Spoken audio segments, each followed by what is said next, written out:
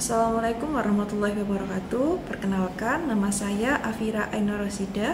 Saya adalah dosen S1 Prodi Teknik Mesin Institut Teknologi Aditama Surabaya atau yang biasa disingkat dengan ITATS. Di sini saya akan menyampaikan tugas PDD UPTPT pada bidang pengajaran untuk sertifikasi dosen 2024.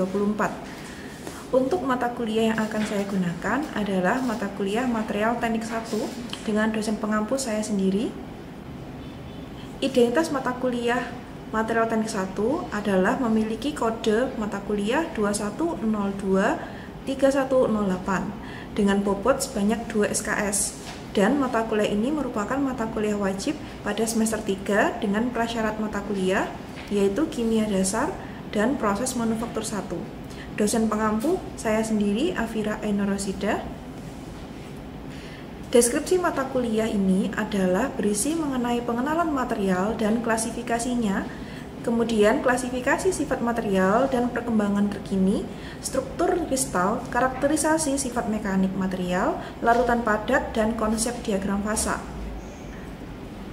Capaian pembelajaran pada mata kuliah ini ada dua. Yang pertama adalah mahasiswa mampu menjelaskan konsep dasar material dan mengklasifikasikannya berdasarkan struktur kristal dalam perkembangan material terkini. Kemudian, capaian pembelajaran yang kedua adalah mahasiswa mampu mengidentifikasi karakterisasi sifat mekanik material dan menganalisis konsep solid solution pada diagram fasa. Untuk CPMK yang pertama memiliki 3 sub CPMK. Sub CPMK yang pertama adalah mampu menjelaskan dan mengklasifikasikan pengenalan material dan klasifikasinya. Sub CPMK yang kedua adalah mampu menjelaskan, mengklasifikasikan, dan mengidentifikasi klasifikasi sifat material dan perkembangan material terkini dan aplikasinya. Sub CPMK yang ketiga adalah mampu mengilustrasikan, menghitung, mengklasifikasikan, dan mengidentifikasikan struktur kristal. Untuk CPMK yang kedua dengan 3 sub CPMK, yaitu yang pertama adalah mampu mengklasifikasikan, mendemonstrasikan, dan mengidentifikasi karakterisasi sifat material. Kemudian sub yang kedua adalah mampu menjelaskan, mengklasifikasikan, dan mengidentifikasi larutan padat. Kemudian sub CPMK yang ketiga adalah mampu menganalisis, mengklasifikasikan, dan mengidentifikasi konsep diagram fasa dan perhitungan lever rule. Untuk pokok bahasan dan rencana pembelajaran di minggu pertama akan dibahas mengenai pengenalan material dan klasifikasinya. Di minggu kedua mengenai klasifikasi sifat material dan perkembangan material terkini. Kemudian di minggu ketiga hingga kelima akan membahas mengenai struktur kristal meliputi Bravais lattice, dimensi atom, konsep jumlah atom FCC, BCC, dan HCP, kemudian perhitungan densitas kristal, arah dan bidang kristalografi, dan yang terakhir indeks Miller. Untuk minggu ke-6 dan ke-7 yang dibahas adalah karakterisasi sifat mekanik material, meliputi pengujian tarik, kurva tegangan-regangan, analisis sifatnya, pengujian kekerasan, dan impact. Kemudian minggu 8 adalah UTS. Minggu ke-9 10 akan dibahas mengenai larutan padat, meliputi deformasi pada kristal, cacat kristal, susunan paduan, dan kemungkinan struktur paduan. Kemudian untuk minggu 11 sampai 15 akan dibahas mengenai konsep diagram fasa dan lever rule, meliputi definisi diagram fasa, istilah-istilah dalam diagram fasa, kemudian konsep dasar diagram fasa, batas kelarutan, struktur mikro, klasifikasi diagram fasa, klasifikasi diagram fasa binary, kemudian interpretasi diagram fasa menggunakan perhitungan lever rule. Kemudian yang terakhir adalah minggu ke-16 dilakukan UAS. Nah, untuk RPS dan referensi, untuk RPS versi lengkapnya bisa di-scan melalui QR code berikut atau diakses melalui tautan link yang ada. Kemudian untuk referensi di sini saya menggunakan 2 referensi. Referensi utama yang pertama adalah William Callister, Material Science and Engineering edisi ke-10 tahun 2018, dan untuk referensi penunjangnya adalah William F. Smith, Foundation of Material Science and Engineering edisi ke-6 tahun 2019. Untuk jadwal perkuliahan sendiri, mata kuliah material teknik 1 ini biasanya dijadwalkan setiap hari Rabu jam 14.20 sampai jam 4 sore. Untuk nomor WhatsApp dan email yang bisa diakses mahasiswa adalah tertera di slide berikut. Nah, untuk memastikan mata kuliah ini sudah bisa diikuti oleh mahasiswa atau belum, dengan syarat sudah masuk ke dalam akun Classroom atau LMS masing-masing mahasiswa yang bisa diakses di classroom.itats.sc.id. Untuk aturan perkuliahannya, 1. Persentase kehadiran minimal 70%, kemudian batas keterlambatan adalah 15 menit. Yang ketiga, jika tidak mengikuti perkuliahan, mahasiswa diperbolehkan izin dengan alasan yang jelas, disertai surat izin atau keterangan. Nah, untuk yang keempat, segala bentuk kecurangan tidak dapat ditolerir yang berakibat pada komponen nilai yang dinolkan. Kemudian yang kelima, keterlambatan pengumpulan tugas itu wajib mengkonfirmasi dosen pengampu, jika tidak maka akan ada pengurangan nilai. Untuk penilaian ini memiliki grading level dari A+ hingga E, di mana minimum kelulusan adalah harus memenuhi nilai C yaitu 51 sampai 60. Untuk persentase penilaian yang digunakan untuk mata kuliah ini, untuk kuis sebesar 15%, tugas 10%, ujian 20%, kemudian keaktifan 10%. Terima kasih, itu adalah paparan dari identitas mata kuliah yang akan saya gunakan untuk PDD UKT-PT bidang pengajaran Serdos 2024. Video selanjutnya adalah mengenai contoh pengajaran yang saya lakukan di dalam perkuliahan. Oke, Assalamualaikum warahmatullahi wabarakatuh. Selamat sore semuanya. Waalaikumsalam warahmatullahi wabarakatuh. Sore Bu. Oke, jadi hari ini kita sudah ada di minggu kedua ya, dengan mata kuliah material teknik 1 ya, jangan sampai salah kelas meskipun masih udah minggu kedua, tapi tetap dipastikan bahwa kalian ada di kelas yang benar gitu ya. Nah, untuk minggu kedua hari ini kita masih melanjutkan meneruskan pembahasan yang kemarin seperti itu.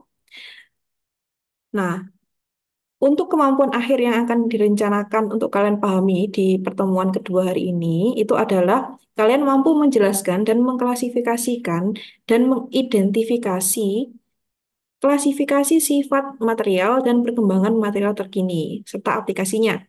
Nah, kemudian pokok bahasannya apa? Pokok bahasannya adalah yang pertama klasifikasi sifat material, dan yang kedua adalah perkembangan material terkini dan aplikasinya. Nah, sebelum kita ke pembahasan dua tadi ya, kita refresh dulu, kita recall dulu apa sih yang kita pelajari di minggu lalu. Nah, apa sih itu material? Ada yang bisa menjawab? Bu Afira izin menjawab. Ya, silakan Hana. Material itu suatu zat atau campuran zat yang membentuk suatu benda, Bu. Oke, benar sekali ya.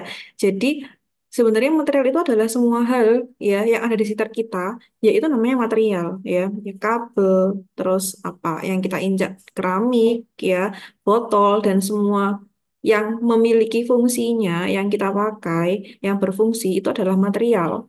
Nah, ini sudah sempat kita singgung di minggu lalu ya, bahwa klasifikasi material secara umum ya itu ada 4. Yang pertama adalah metal atau logam, kemudian ada keramik atau seramik, kemudian ada polimer, dan ada komposit. Nah, kita ulas sedikit ya apa yang sudah kita bahas di minggu lalu. Nah, metal atau logam. Nah, tentu saja kalau namanya logam ya dia adalah yang memiliki unsur-unsur logam yang ada di tabel periodik. Besi, aluminium, emas, tembaga, dan lain sebagainya. Contohnya apa? Ada yang bisa nyebutin apa contohnya logam atau metal? Untuk pengaplikasiannya itu biasanya ada di jembatan, Bu. Oke, benar ya apa yang disampaikan Weni ya. Jembatan ya. Logam ini masih banyak dipakai untuk struktural. ya jembatan, bangunan, kemudian kapal-kapal juga masih menggunakan logam. Nah, kemudian seramik atau keramik. Nah, keramik ini adalah gabungan senyawa logam dan non-logam. Contohnya alumina, terus silika, atau silikon, karbida. Nah, contohnya apa? Contoh yang kalian bisa tahu lah, kalau ini tuh keramik dengan merasakan aja, dengan melihat atau dengan mengetuk aja. Untuk pengaplikasiannya itu biasanya dipakai untuk selimut busi, Bu. Oke, benar ya apa yang dikatakan Mas Rohim, selimut busi. Nah, contoh lainnya dari seramik ya banyak sekali kaca, ya, kaca, kemudian apa cermin ya, itu juga seramik. Nah, kemudian polimer. Nah, polimer ini adalah senyawa organik. Nah, senyawa organik yang terdiri dari apa? Dari karbon dan hidrogen. Nah, biasanya polimer, kalaupun dia tidak hanya karbon aja, itu ada non-logam lainnya seperti unsur es, ya, silikon. Nah, terus contohnya, nah ini contoh senyawanya, ada polyvinyl chloride, polikarbonat atau PC, kemudian ada polistiren. Nah, contohnya apa? Kalau polimer tuh, yang bisa kalian tahu lah. Contohnya polimer, contohnya apa? Ibu, Pipa PVC, Bu. Oke, siapa tadi yang jawab PVC? Maulana, Bu. Maulana, oke, benar ya Mas Maulana ya, pipa PVC. Nah, selain PVC, apalagi? Nah, kalau contohnya ya biasanya orang-orang kalau ada yang masih pakai kayak styrofoam, nah styrofoam juga polimer, sama. Nah, kemudian komposit. Nah, komposit ini adalah gabungan dua atau lebih material. Nah, tidak hanya polimer dengan polimer, tapi bisa juga logam, keramik, polimer, atau bahkan keramik dengan keramik juga bisa jadi komposit. Nah, contohnya carbon fiber yang diperkuat dengan polimer ya, yang biasa kita tahu itu ada di aplikasi apa ini? Di aplikasi apa ini? Di Bodi motor, Bu. motor, Bu. Betul, bodi motor gitu ya. Kalau motor-motor kita yang sekarang kan udah bukan yang berat banget gitu ya, lebih ringan ya daripada motor-motor yang manufakturnya zaman dulu ya. Kayak Supra Bapak itu kan berat ya, masihan. Nah, kalau dibandingin dengan motor sekarang, Beat, Vario udah enteng-enteng kan ya, karena bodinya ya sebagian besar memang sudah pakai komposit seperti itu. Nah, oke, kita masuk ke pembahasan. Jadi untuk pembahasan kali ini adalah tentang klasifikasi sifatnya. Nah, jadi dari 4 klasifikasi material tadi, nah mereka memiliki sifat-sifat yang berbeda. Nah, contohnya untuk massa jenis atau densitas. Massa jenis atau densitas ini adalah nama lainnya itu rapat massa atau kerapatan massa. Nah, kalau di sini ada blok-bloknya sendiri ya. Jadi ini adalah bloknya metal, kemudian ini keramik, polimer, dan komposit. Nah, kalau dari sini kita bisa lihat bahwa yang memiliki massa jenis atau kerapatan tertinggi itu adalah kelompok apa? metal, Bu. Betul ya, metal atau logam. Kemudian disusul oleh keramik. Kalau kita bayangin aja sudah jelas ya bahwa logam itu adalah yang memiliki massa jenis paling tinggi karena ya gampangannya kalau misalnya dia beratnya lebih besar, nah pasti dia memiliki rapat massa yang lebih besar. Nah, kemudian disusul oleh polimer dan komposit. Jadi polimer dan komposit ini kalau nama kalau saya ngomongnya sih unda-undi gitu ya, nggak tentu, nggak. Kadang ada di satu sisi yang lebih tinggi komposit tergantung jenis kompositnya apa. Nah, kemudian ada lagi stiffness atau kekakuan. Nah, kalau kaku, nah stiffness atau kekakuan itu berhubungan dengan keelastisan gitu ya. Kalau kita bayangin dari keempat klasifikasi tadi yang paling elastis itu yang mana? Antara logam, kemudian keramik, komposit sama polimer. Yang paling elastis itu yang mana? Polimer. Polimer, Bu. Betul ya. Oke. Betul ya Mbak Novi udah jawab duluan tadi ya. Nah, polimer yang paling elastis artinya kekakuannya lebih tinggi atau lebih rendah? Lebih rendah, Bu. Betul ya. Jadi di sini kelompok polimer itu memiliki stiffness atau nilai kekakuan yang paling rendah di antara logam, keramik, sama komposit, kayak gitu. Nah, ini saya tidak sebutkan metalnya apa saja, tapi secara umum itu sifatnya memiliki klasifikasi yang seperti ini, gitu ya. Jadi tidak spesifik ini apa, tapi secara umum. Nah, kemudian untuk kekuatan. Nah, untuk kekuatan ini yang unik. Meskipun ya rapat massa dari logam dan komposit, komposit itu ada di bawahnya logam, agak jauh. Nah, akan tetapi untuk hal kekuatan, logam dan komposit itu memiliki nilai kekuatan yang hampir sama. Artinya apa? Artinya logam dan komposit itu sebenarnya comparable atau dapat diperbandingkan. Nah, itulah kenapa ya kalau kita balik lagi ke kendaraan motor bermotor kita, nah itu sudah dimigrasikan, sudah berpindah yang tadinya itu dasarnya adalah menggunakan logam, jadinya komposit. Nah, karena keunggulannya kekuatannya itu mirip-mirip gitu ya. Tapi keringanannya itu ya lebih ringan komposit. Nah, kalau kekuatannya sama tapi keringanannya berbeda ya lebih milih yang ringan kan ya daripada kita bawa motor yang berat seperti itu. Nah, kemudian untuk ketahanan terhadap retak atau fracture resistance. Nah, fracture resistance di sini eh, namanya aja fracture gitu ya. Nah, retak. Yang paling unggul itu masih logam. Karena kenapa? Karena logam ini memiliki memang sifat yang unik. Ya, kalau nanti kita akan membicarakan mungkin beberapa pertemuan dari hari ini, beberapa minggu dari hari ini, kita akan membicarakan eh, grafik tegangan-regangan gitu ya. Nah, logam itu memiliki grafik tegangan-regangan yang unik dibandingkan dengan material yang lain. Jadi di logam itu ada yang dinamakan yield gitu ya. Jadi kita bisa tahu yield. Nah, tidak kalau polimer apakah tidak ada yieldnya? Tidak semua polimer memiliki yield. Tapi kalau logam semuanya pasti memiliki yield. Nah, itulah kenapa ini bagus untuk ketahanan retak. Karena apa? Yield yield inilah ya yang akan bisa mengontrol nanti kira-kira pada beban sekian, logam ini masih bisa bertahan atau tidak pada suatu beban. Nah, sehingga untuk ketahanan retak ini logam ini masih tinggi dibandingkan dengan komposit ya. Meskipun komposit tadi memiliki kekuatan yang sama, hampir sama lah dengan logam, tapi ketahanan retaknya komposit itu masih cenderung lebih rendah. Karena apa? Karena komposit itu kan gabungan dari dua material atau lebih gitu ya. Jadi masih ada sifat kakunya. Nah, kalau dia itu stiff atau kaku, biasanya itu eh, dia lebih cepat atau tahu-tahu untuk muncul retakannya itu lebih singkat waktunya daripada metal atau logam seperti itu. Nah, nah untuk konduktivitas listrik. Nah, konduktivitas listrik ini logam masih yang nomor satu. Nah, keramik dan polimer itu tidak. Artinya dia mereka tidak bisa menghantarkan listrik gitu ya. Kalau kita ngomong konduktivitas itu kondak itu kan dari kata menghantarkan gitu ya. Nah, kalau logam itu sudah pasti semua logam itu bisa menghantarkan listrik.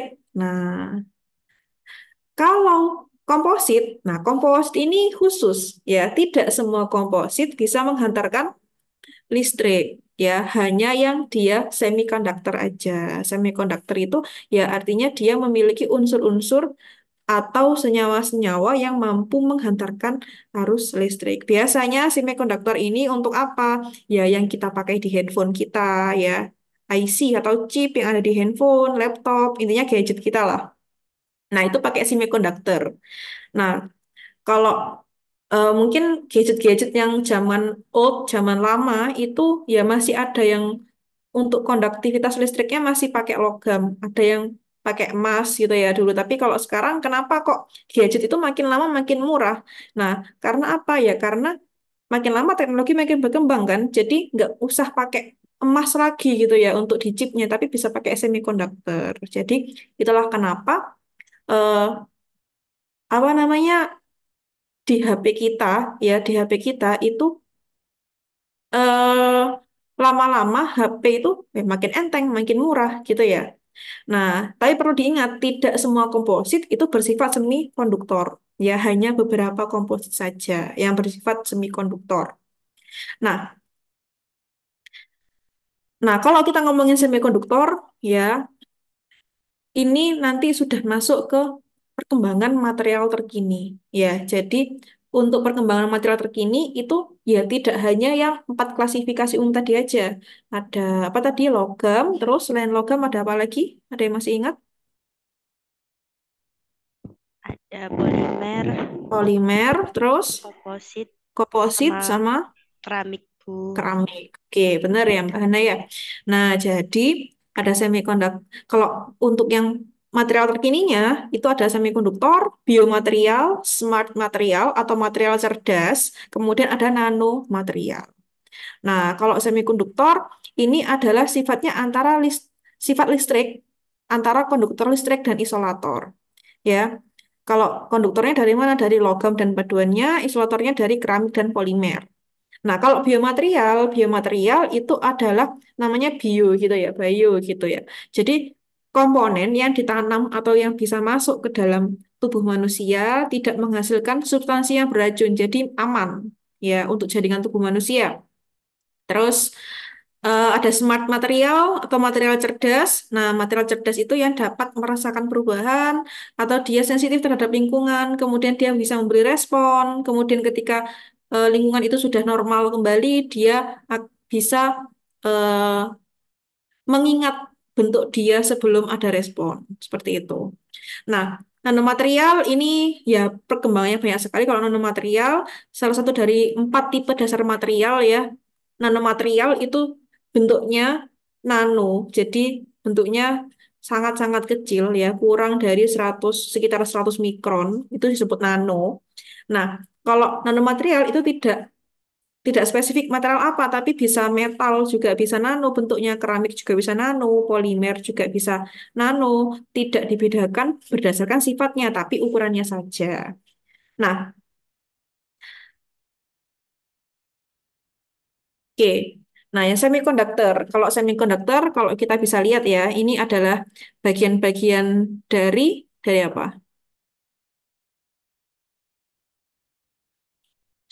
Dari metal, Bu. Oke, beberapa bagiannya metal gitu ya.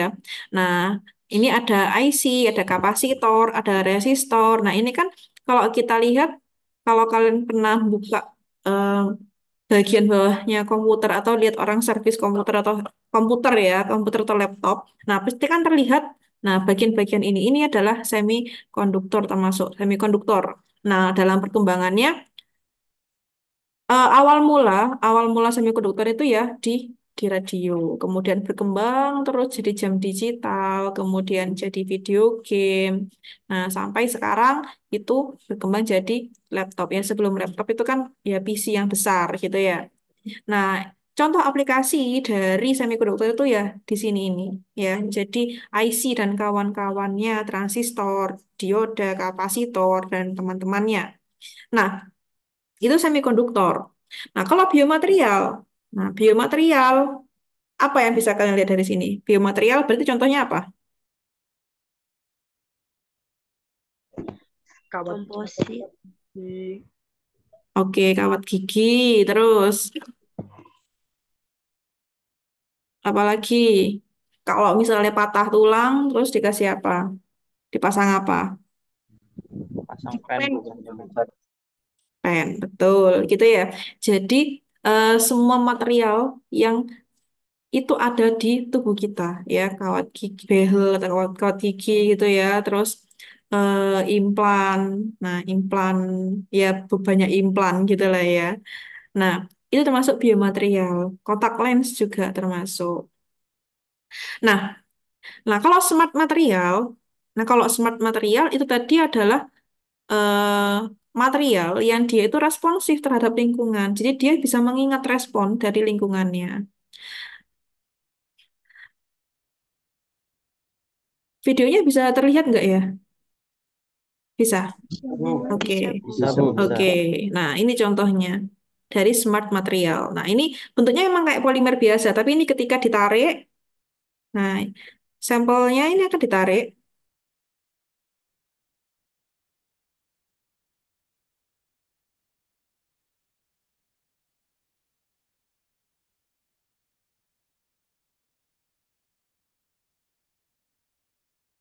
kemudian dia dikasih sentuhan,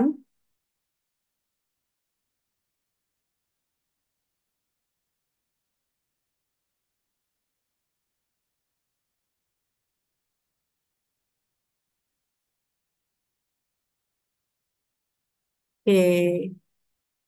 Nah, tadi bentuknya pas ditarik seberapa? Lebih panjang dari ini enggak? Lebih panjang, Bu. Iya, betul. Lebih panjang ya. Kemudian dia sudah ditarik ya, panjang. Dia berhasil memanjang. Kemudian ketika dia dikasih sentuhan, nah ternyata dia bisa kembali ke bentuk awalnya. Nah, ini yang dinamakan shape memory material atau material pinter gitu ya. Material aja namanya bisa ada material pinter gitu ya. Nah, ini adalah contoh smart material. Ya. Nah, kalau nanomaterial, nanomaterial ini luas sekali ya, sangat luas. Dan sampai sekarang ini masih masif dikembangkan. Nah, salah satu contohnya itu adalah nanomaterial untuk drug delivery atau apa ya, drug itu kan obat ya, delivery itu untuk penghantaran obat. Jadi, gimana caranya kandungan suatu obat itu langsung menuju ke titik sakit kita. Nah, itu juga pakai nanomaterial ya, terus apa biosensor, kemudian karbon itu juga sudah mulai diteliti untuk skala nano ya.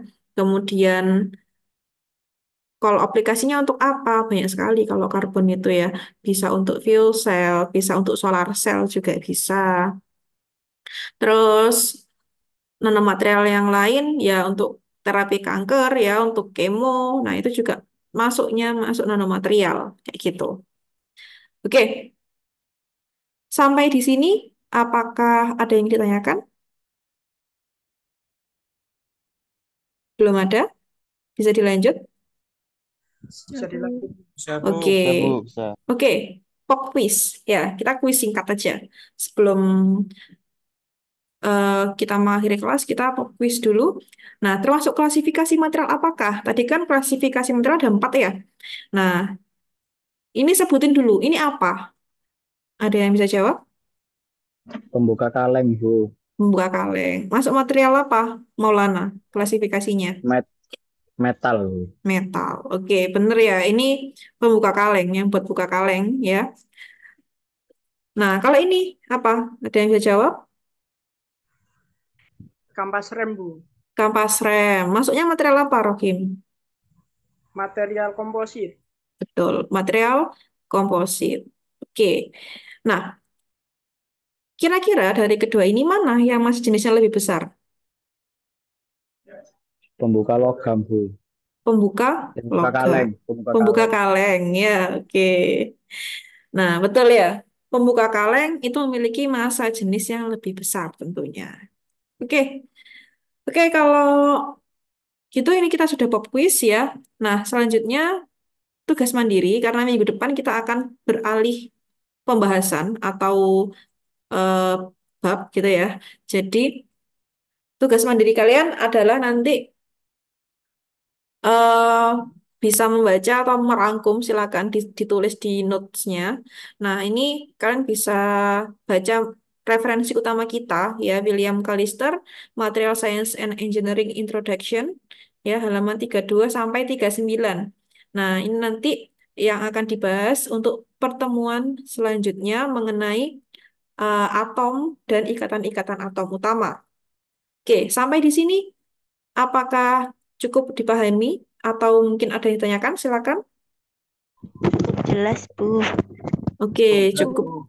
Oke, cukup ya. Terima kasih untuk waktunya pada sore hari ini. Semoga ilmu yang telah kita pelajari membawa manfaat untuk kita semua. Saya akhiri. Wassalamualaikum warahmatullahi wabarakatuh. Selamat sore. Waalaikumsalam warahmatullahi wabarakatuh. Sore, Bu. Terima kasih, Bu. Oke, sama-sama.